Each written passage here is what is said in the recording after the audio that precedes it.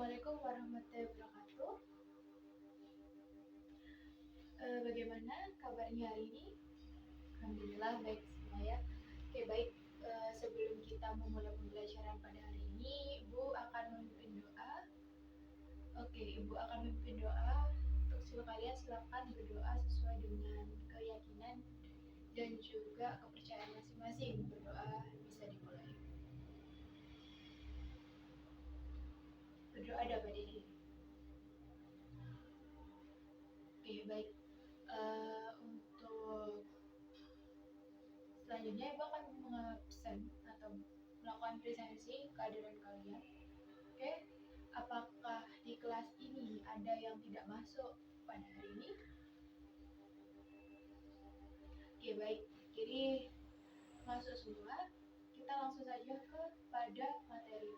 Jadi materi kita pada hari ini yaitu tentang konsep uang dan juga bank. Untuk yang pertama, Ibu akan menjelaskan tentang pengertian uang. Jadi, uang merupakan alat tukar yang memiliki standar pengukur nilai atau satuan hitung yang sah yang dikeluarkan oleh negara setempat yang berupa uang kartal, uang giral, ataupun dalam bentuk saldo tabungan maupun deposito yang ada di seluruh simpanan masyarakat atau ada di dalam saldo masyarakat, baik itu ada dalam lembaga keuangan bank ataupun non bank. Jadi syarat-syarat uang agar bisa diterima oleh masyarakat sebagai alat tukar yang sah, ada beberapa syarat yang harus dimiliki oleh uang tersebut. Yang pertama yaitu dapat diterima oleh umum. Jadi uang yang beredar harus dapat diterima oleh umum. Yang kedua ada tahan lama dan juga tidak mudah rusak. Jadi uang yang beredar di masyarakat tersebut harus bisa tahan lama dan juga tidak mudah rusak. Yang ketiga mudah disimpan dan nilainya tetap. Jadi nilai uang itu harus stabil dari awal diterima dan juga lama gitu, dalam jangka waktu yang cukup lama. Yang keempat ada mudah dipindah dan dibawa kemana-mana. Jadi uang sebagai alat tukar itu harus mudah dibawa dan juga dipindah kemana-mana. Jadi ketika kita memilih uang, tentunya uang tersebut harus fleksibel, harus bisa mudah dibawa kemana-mana. Yang kelima ada mudah dibagi tanpa mengurangi nilai. Jadi kalau kalian pernah mendengar tentang kelemahan sistem barter, jadi uang ini merupakan satu solusi di mana uang ini mudah dibagi tanpa harus mengurangi nilai dari uang tersebut. Yang terakhir ada jumlahnya terbatas dan juga uang harus bisa memuaskan keinginan orang yang memilikinya. Jadi sesuai dengan pengertian uang tersebut. Yang kedua ada fungsi uang. Jadi fungsi uang itu dibedakan menjadi dua, yaitu ada fungsi asli dan juga fungsi turunan. Jadi uang sebagai fungsi asli, uang sebagai alat tukar umum, jadi medium of exchange ataupun sebagai alat tukar umum. Jadi masyarakat umum itu sudah mengetahui ataupun sudah istilahnya itu sudah terbiasa menggunakan alat tukar uang, sehingga kita ketika melakukan transaksi itu bisa mudah seperti itu. Yang kedua, fungsi asli dari uang itu ada yang namanya sebagai satuan hitung atau unit of account. Jadi artinya uang itu digunakan sebagai ukuran harga dari suatu benda. Yang selanjutnya ada fungsi turunan dari uang. Berbeda dengan fungsi asli yang cuma ada dua, fungsi turunan uang itu ada beberapa. Ibu akan menjelaskan 5 fungsi turunan uang. Yang pertama ada uang sebagai alat pembayaran. Jadi uang sebagai alat pembayaran atau dalam bahasa Inggrisnya saya tahu uang sebagai alat pembayaran yaitu means of payment. Jadi uang itu sebagai alat pembayaran, di mana ketika kita ingin membeli sesuatu kita bisa menukar atau membayarnya dengan uang gitu.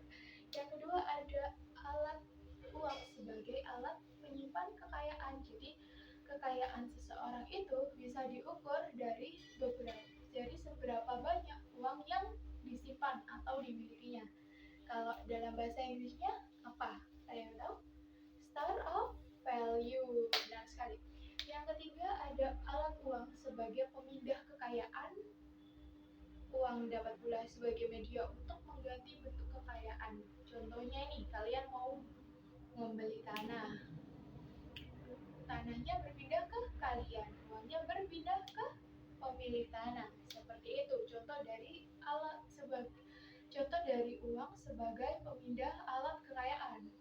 Yang keempat ada sebagai modal. Jadi ketika kalian ingin membuka suatu usaha baru ataupun kalian ingin melakukan investasi, kalian ingin melakukan kegiatan yang akhirnya nanti menimbulkan suatu keuntungan, atau ini disebut sebagai uang sebagai membentuk modal. Jadi uang itu merupakan modal utama untuk kalian bisa melakukan sesuatu tersebut. Seperti itu.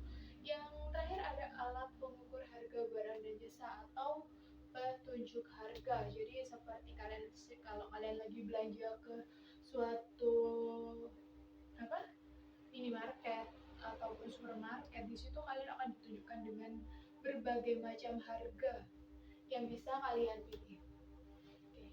Yang selanjutnya ada jenis-jenis uang. Jadi jenis-jenis uang ini cukup banyak. Ibu akan menjelaskannya sedikit saja supaya tidak lama-lama, karena materi tentang jenis-jenis uang ini harusnya cukup mudah untuk kalian pahami. Ada uang berdasarkan bahan pembuatnya. Jadi seperti yang kalian tahu bahwa bahan uang itu ada dua, yaitu ada uang logam dan juga uang kertas. Kalau berdasarkan lembaga yang mengeluarkannya ada uang kartal dan juga uang giral. Kalau berdasarkan kawasan berlaku ada yang namanya internal value dan juga external value. Dan jika berdasarkan pemakainya, misalnya di dalam dan dijual di luar negeri, ada yang namanya uang domestik, uang regional, dan juga uang internasional. Oke, jadi seperti tadi merupakan materi tentang konsep uang dan bank yang bisa Ibu sampaikan ke kalian semua. Oke, untuk selanjutnya apa ada yang ditanyakan? Pertanyaan dari Mbak Irma, silakan Mbak. Oke, baik, terima kasih atas pertanyaannya. Jadi Mbak Irma bertanya, apa sih Bu perbedaan antara uang kartal dan juga uang giral? Oke, Ibu tadi belum menjelaskan ya secara gamblang apa sih perbedaan tentang uang kartal dan juga uang giral. Jadi uang kartal merupakan uang yang berbentuk logam dan kertas. Kalau Ibu bisa definisikan tuh uang yang sedang kalian pegang sekarang, uang yang bisa kalian buat untuk main, uang yang bisa kalian buat jajan, uang yang bisa buat kalian jalan-jalan, itu namanya uang kartal atau uang yang beredar di masyarakat dan bisa langsung digunakan, itu namanya uang kartal.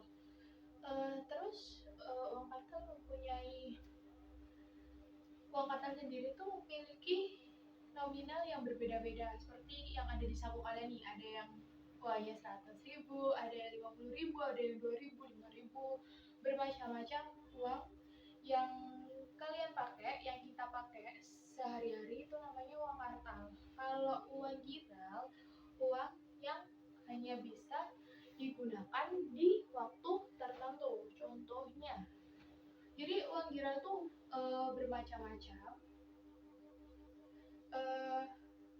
Contoh dari uang giral sendiri ada yang misalnya kalian punya rekening atau tabungan, terus kalian menyimpan uang kalian di sana, yaitu kalian sudah dinamakan dengan uang giral, yaitu uang yang tidak bisa langsung digunakan. Tetapi dengan perkembangan zaman, kita sekarang sudah memiliki aplikasi kan, banyak sekali aplikasi ataupun merchant sekarang yang menerima ataupun kita bisa menggunakan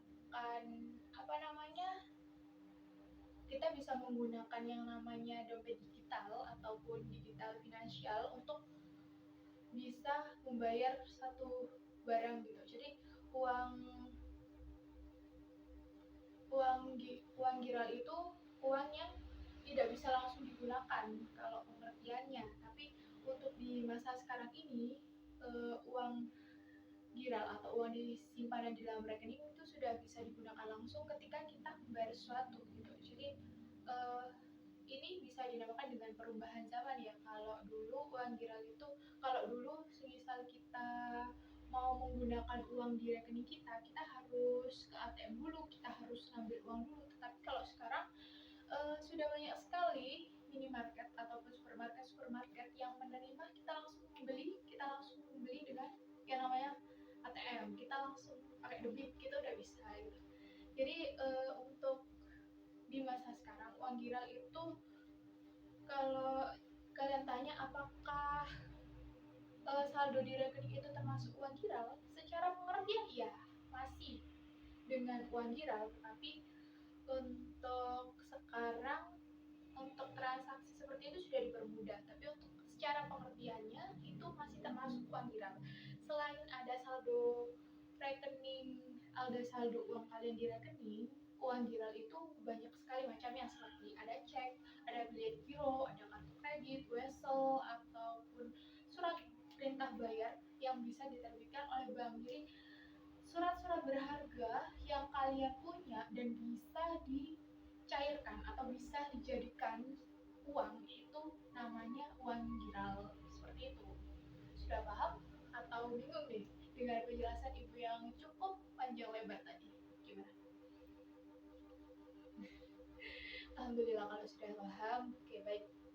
Karena waktunya sudah mau habis, ibu mau ngasih tugas untuk kalian, yaitu tugasnya sangat mudah. Kalian tinggal bukan cari sih, kalian bikin artikel sederhana tentang uang. Untuk temanya tentang uang, bebas kalian mau bikin seperti apa, sekreatif kalian, yang penting artikel itu mengenai tentang uang. Seperti itu. Baik, karena waktu sudah mau habis, kita cukupkan saja pembelajaran pada hari ini.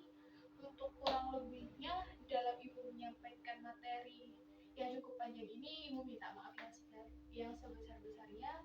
Jangan lupa minggu depan kita ketemu lagi. Jangan lupa tugasnya dikerjakan. Ibu akhiri, wassalamualaikum warahmatullahi wabarakatuh.